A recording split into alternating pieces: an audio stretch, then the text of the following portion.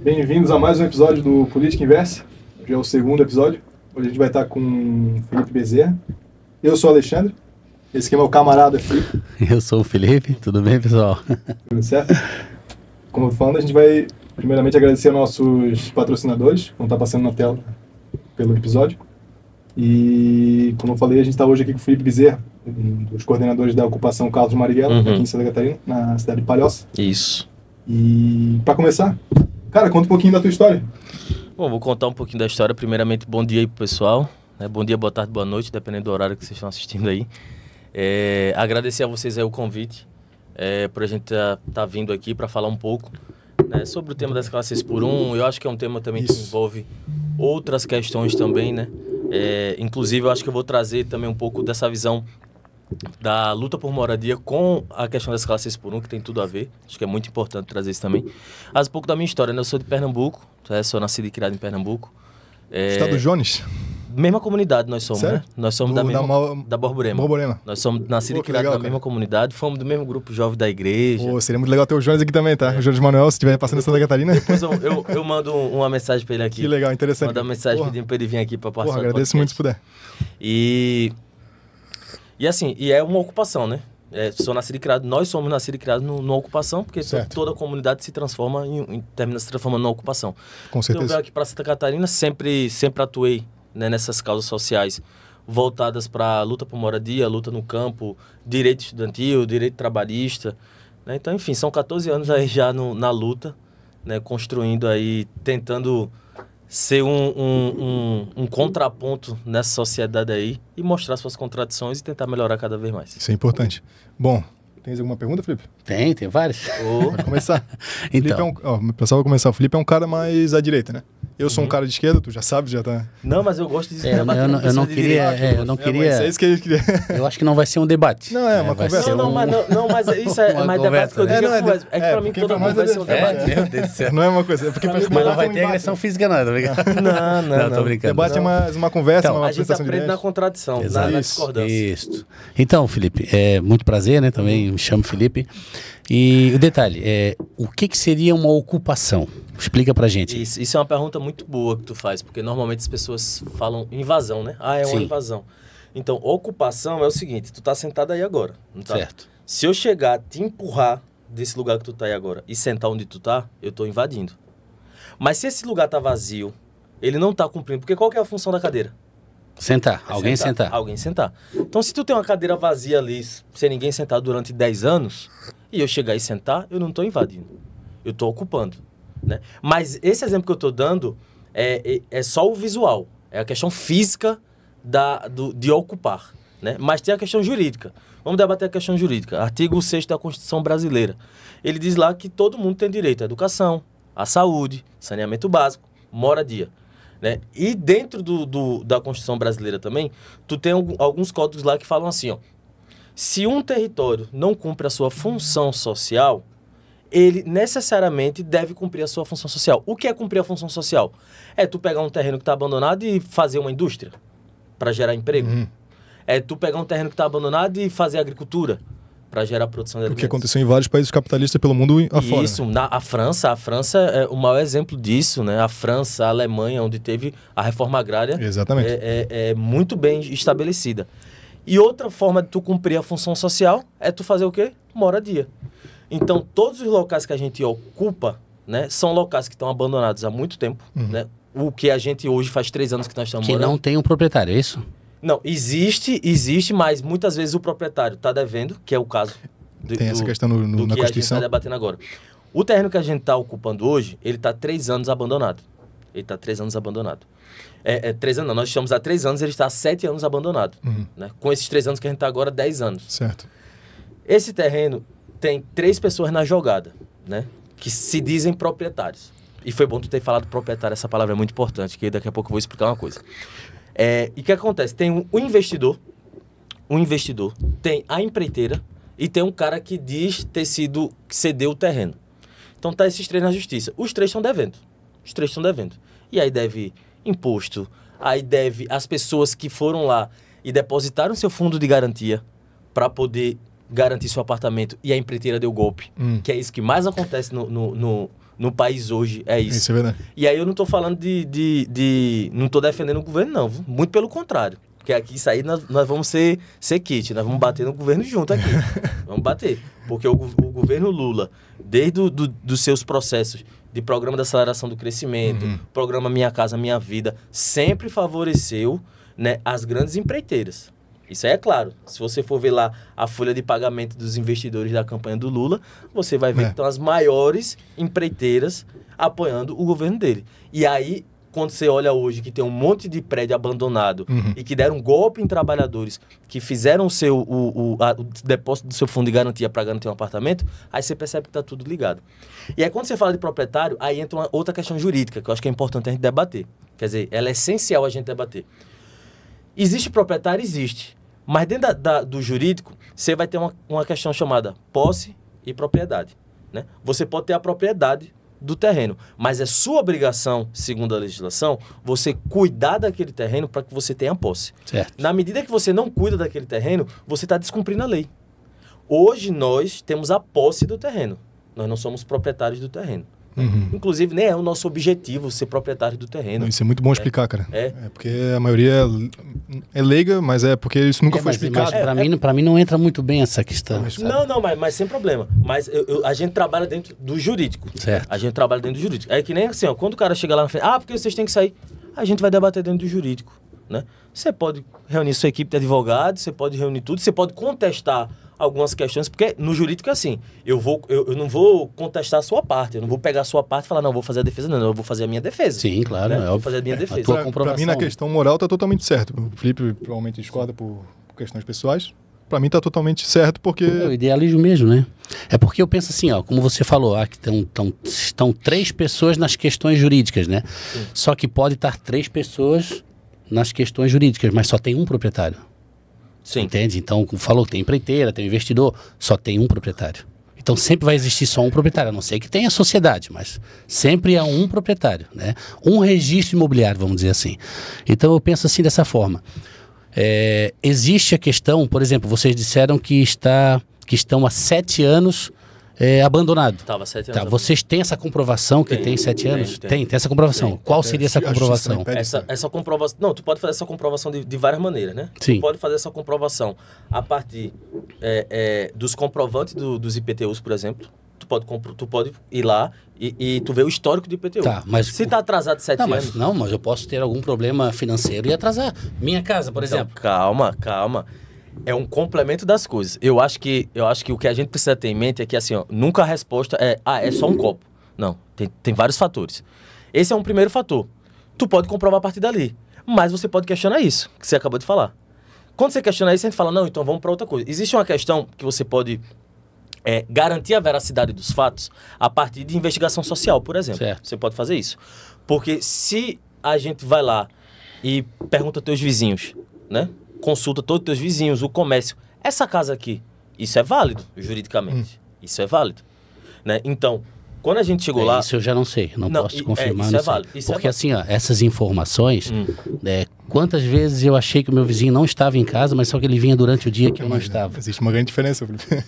Uma coisa abandonada para uma coisa... Não sei, porque assim, ó, quando não, tenho... mas abandonar... Tá. Mas quando eu tenho, por exemplo, um terreno, já aconteceu de eu ter um terreno em Santo Amaro e eu não tive tempo de ir lá limpar ele. Eu limpava ele praticamente anualmente, sabe? Então, na legislação você está errado. Porque você tem que garantir que aquele terreno... Exatamente. Aí o que... Perfeito. Se eu estou errado, eu teria que ser notificado sobre isso, para me regularizar. E ninguém me notificou. Então, outro erro. Exatamente. Viu que nunca é uma coisa só? Então, um erro em cima de outro Então eu erro. digo assim, não é por causa disso que eu vou perder meu terreno, desculpa. Mas eu não consigo entender isso. Eu trabalhei tanto tempo para me adquirir um terreno, né? Por questões que eu não pude estar presente, eu troquei de serviço, eu tive que dar um pouco mais de atenção. Eu não pude, né, estar ligado diretamente com o meu terreno, fazer a limpeza e tal. Errei, perfeitamente, eu errei. Só que é o seguinte, eu não fui notificado até para me lembrar sobre as questões, porque realmente a minha vida foi bem corrida e eu não consegui fazer isso, né? Não tive reclamação de nenhum vizinho, até porque sabiam que eu era o proprietário, não ia visitar, né? Os próprios vizinhos também tinham esse cuidado de perguntar se esse terreno aqui está vago ou não. Não, isso aí é o dono e tal. Então, eu sempre tive essa ligação, né? Sim. E é por isso que eu não concordo com essa questão de ocupação, né? Com todo respeito, Não, né? claro. E porque sempre vai existir um proprietário, independente de quem seja o proprietário, né? E se existe Pode ser o Estado também, na verdade. Exatamente. Pode assim, ser que seja o Estado, o exemplo né? que tu tá trazendo, ele é muito importante. Mas toda vez que a gente vai debater, trocar ideia, conversar com pessoas que são contra, elas sempre trazem o mesmo exemplo. O meu terreno, o meu terreno. Perceba que aqui a gente está tratando de outra questão. Lá no papel, quem é o proprietário do terreno, dentre esses três? É a empreiteira.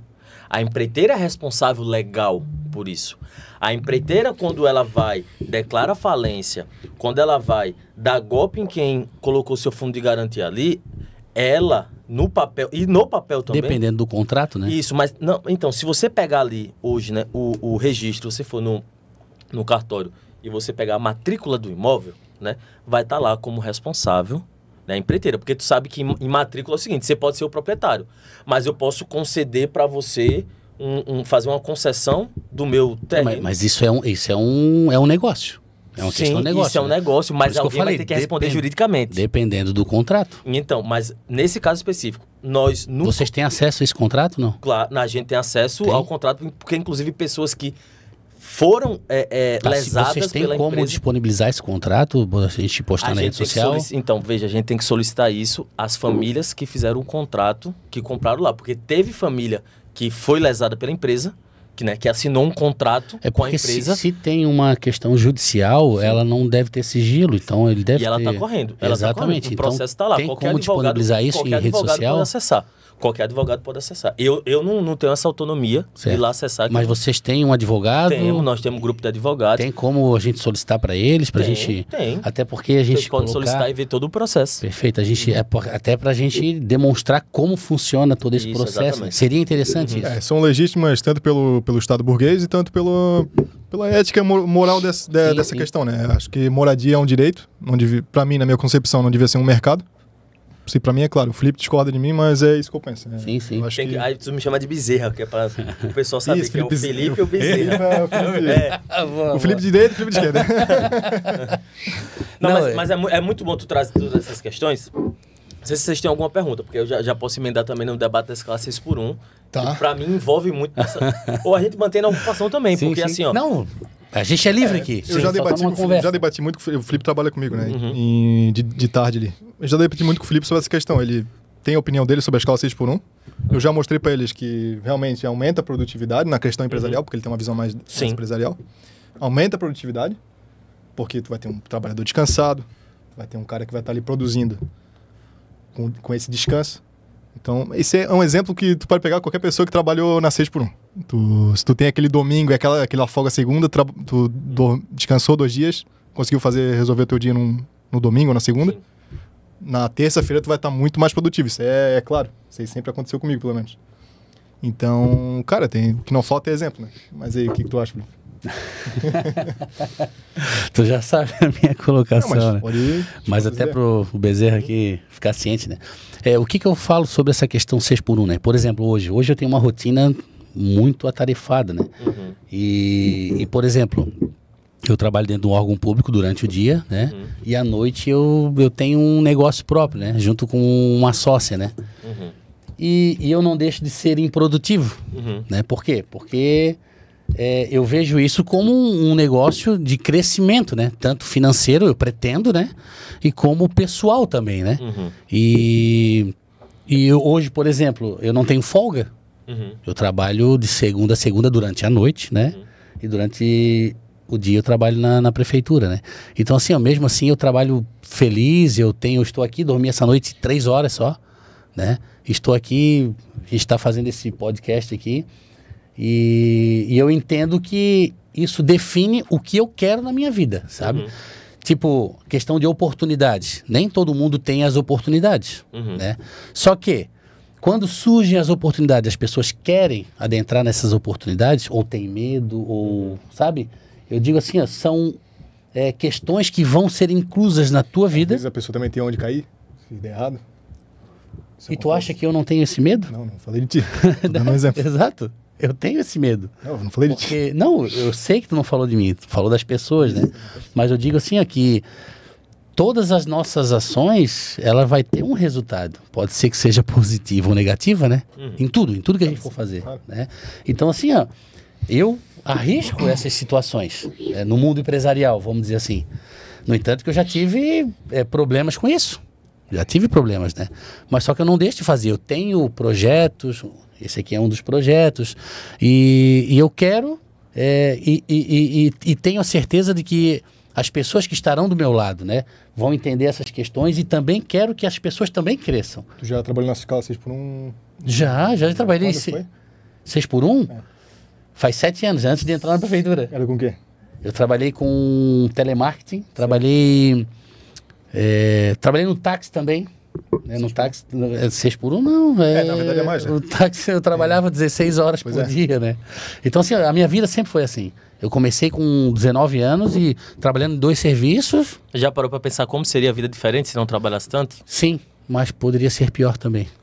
Mas poderia ser melhor. Poderia, 50%. Poderia? E nesse 50% eu tô feliz como tô. Então, sobre a escala 6x1, assim, ó, quando tu traz esses argumentos assim, eu entendo quando tu traz isso, ou quando pessoas que pensam do mesmo jeito traz isso assim, sem julgo moral, tá? Sem julgo moral. Mais uma vez, assim, ó, eu sou um cara de esquerda, eu não considero nem de esquerda, porque eu nem gosto de me chamar de esquerda. Eu sou do campo revolucionário. Eu quero ruptura e sou radical. E radical, segundo Hegel, é quando você vai pela raiz das coisas. Você muda as coisas através da raiz, né? Pra ninguém achar aí que eu sou o radical que vai lá e joga bomba nas coisas. Não é isso, não. Radical segundo a filosofia. Segundo a filosofia. Então, que às vezes pode fazer isso também, mas enfim. Mas assim, ó, eu entendo quando tu fala isso, mas assim, ó, toda vez que a gente vai fazer esse debate, gente, eu acho que é muito importante a gente debater a regra e não a exceção. Sim. Óbvio, cada um tem a sua individualidade. Eu tenho a minha individualidade, você tem a sua. Sim. Você tem essa energia para trabalhar de manhã, depois de trabalhar lá e dormir só 3 horas. Você tem isso. E eu não tô questionando isso. Eu não tô chegando aqui dizendo assim, ó, você precisa dormir 6 horas. Não tô questionando isso. Se você quer dormir 3 horas, você vai dormir. Sim. Mas ninguém tem o direito de chegar para mim e me questionar e dizer assim, ó, você não pode dormir 6 horas, você tem que dormir 3 horas. Eu não tô dizendo que você tá dizendo isso, tá? Sim. Eu tô falando o debate que a galera faz. Não, se esforce mais. Enquanto você tá dormindo, tem alguém que tá lá ganhando dinheiro. Isso é uma farsa, gente. Isso é uma farsa. Tem aquela piada, né? O patrão compra um carro no começo do ano ali, e ele fala que no final do ano, se trabalhar um pouquinho mais, ele compra outro. E não dá para ser opcional essa questão? Tipo, a empresa que desejar, a outra não. Então, mas aí que tá. Aí a gente entra em outra questão, né? Em outra questão. Mas a questão que eu quero entrar é porque é muito amplo o debate. Eu tô preocupado com o tempo, porque eu sei que a gente tem pouco tempo. Sim. Não, mas acho que dá pra falar. Mas, assim, ó, eu acho que o central que a gente pode debater hoje, né? O central. A gente pode adentrar outro dia nessa questão. A gente pode, com certeza. A gente chega aqui 7 horas da manhã. Isso aí eu me comprometo. Né? Chega 7 horas da manhã, fica até meio-dia debatendo. Sim, seria interessante. Mas eu acho que o ponto crucial que a gente tem que debater hoje aqui, sobre questão de escala de trabalho, tanto a jornada de trabalho de 8 horas por dia, quanto a questão da escala, é uma questão muito básica. E que, inclusive, a direita gosta de debater muito isso. Eu também gosto de debater. Eu adoro. Que é o avanço tecnológico que a gente tem. Eu acho que esse é o ponto crucial que a gente precisa debater. A gente tem um avanço tecnológico hoje que a direita se vangloria, a esquerda também, a esquerda fica brigando, né? Ah, quem foi que inventou o smartphone? Foi a União Soviética, foi baseado no... É verdade. Todo mundo fica debatendo isso. Mas vamos debater o real. O que passou, passou. A gente pega as experiências do passado para ver o que foi positivo e o que foi negativo. Né? Mas a gente não vive de passado. Isso é uma crítica aos otakus da União Soviética. Precisa debater isso, é uma crítica mesmo. Então, assim, ó, a gente precisa entender. O que foi bom, a gente precisa pegar pro presente agora e a gente poder ver o que é melhor. A gente tem um avanço tecnológico gigantesco. Não tem necessidade hoje, ao meu ponto de vista, dado o avanço tecnológico, e aí eu vou explicar quais são os pontos da tecnologia em cada setor da economia. Para a gente estar trabalhando 8 horas por dia, 6 vezes na semana. Eu vou te dar um exemplo. Hoje, tem a necessidade de todo supermercado ter caixa físico, pessoas físicas? Não tem necessidade. Tem necessidade hoje de ter um cara lá levantando uma cancela? Não tem. Tem necessidade hoje de ter 200 peão trabalhando no campo para fazer colheita? Não tem. Porque tem tecnologia para isso. Tem tecnologia, né? A gente tá aqui gravando podcast agora, tem 1, 2, 3 câmeras. Tem mais? Não sei se tem mais. Não, só tem essas. Antigamente, a gente teria 3 pessoas aqui segurando uma câmera. A gente tem hoje isso aqui? Não tem. Avanço. Então não tem necessidade. Mas tem uma questão. No capital, avança a tecnologia, mas aumenta o desemprego. O que é um erro muito grande. O que é que você podia fazer? Diminuir a jornada de trabalho e dar emprego, porque trabalho tem. Trabalho tem para todo mundo. O que falta é emprego. Trabalho e emprego são 2 coisas diferentes. Sim. Então, por que a gente não faz esse modelo? E assim, ó, por que eu digo? Eu tô falando aqui agora não como revolucionário, tá? Tô falando como agora baixou aqui o Felipe, empreendedor, né? Empreendedor, empresário que defende o capitalismo. Gente, o capitalismo, ele vive de quê? Você produz uma mercadoria e você precisa fazer o que com essa mercadoria? Você precisa vender. Você precisa vender. A crise econômica que a gente está tendo hoje, mundial, e aí principalmente entre os polos China e Estados Unidos, que para mim são 2 polos imperialistas. Não é China comunista, não, que não existe. São 2 polos imperialistas. Isso é óbvio. Gente, o principal problema é escoamento da produção. Isso. Você só produz. Se você tem um comércio, né? Não sei o que você tem noturno, Sim. é o quê? Comércio. Um comércio. Você tem um comércio. Vamos dizer que esse comércio é de copo. Gente, se eu produzir 1 milhão de copos e, primeiro, pode ter pessoas para comprar, né? Pode ter essa necessidade. Mas se elas não têm dinheiro para poder pagar por isso, elas não vão comprar e você vai falir. Então, isso é o que está acontecendo hoje. Avança a tecnologia, tem poucas pessoas trabalhando, pouquíssimas pessoas, numa jornada totalmente desgastante, né, que são de 8 horas por dia. E essas 8 horas sempre se transformam em 10, porque é 1 hora de transporte para ir. E o que mais pega é a questão do tu não conseguir resolver os teus problemas no dia de fora. Gente, hoje, os principais, a gente não está falando de revolução, de comunismo, de pé ou vítimas da fome aqui, não. Nós estamos falando de capitalismo cru, economia crua. Hoje, os principais países capitalistas diminuíram a sua jornada de trabalho. Eles diminuíram a jornada de trabalho. Eles diminuíram não só a jornada, mas como a escala, porque estão produzindo mais. O Japão é um exemplo disso. O Japão é o maior exemplo. A escala do Japão é 4x3. Os caras trabalham 6 horas por dia. E as taxas de lucro, as massas de lucro, aumentaram. E por que no Brasil a gente não faz isso? Sabe por que a gente não faz isso no Brasil? Porque no Brasil a gente precisa ter uma massa explorada. Porque o Brasil... Aí entra outro papo da economia. No Japão, eu conversei com... Até eu falei pra ti, eu conversei com lá no comércio que eu tenho, eu conversei com um cidadão japonês, né? Que ele tá aqui há 1 ano e meio. Ele morou 16 anos lá. Ele me informou que lá é 5x2, né? Só que lá eles trabalham 12 horas... Acredito que é hora extra, no caso. Não. É o que eu estou falando que ele falou, né? Eles trabalham 12 horas, só que uma semana eles trabalham num turno e na outra semana trabalham em outro turno. Eu achei isso aí bem interessante, sabe? É porque lá tem a flexibilidade, né? Não, e é obrigado. Não é porque tu queres. Não, a empresa diz que tu tens que trabalhar em outros turnos. Não, fala obrigado a trabalhar. A flexibilidade de horário. Se você... Não, mesmo que tu não tenha flexibilidade, tu não vais conseguir um emprego. Porque eles já dizem que tu vais ter que trabalhar em uma semana num turno e outra semana em outro turno. Eu não conhecia esse estilo de... Ele trabalhava numa empresa que fazia acessórios, peças para iPhone. Na Foxconn? Não sei, não perguntei qual é a empresa. Deve ter várias, né? Não tem. Mas só que assim, é uma produção louca, ele falou. Louca. Então eu achei bem interessante. Daí sempre os 5x2. Trabalha 12 horas todos os dias.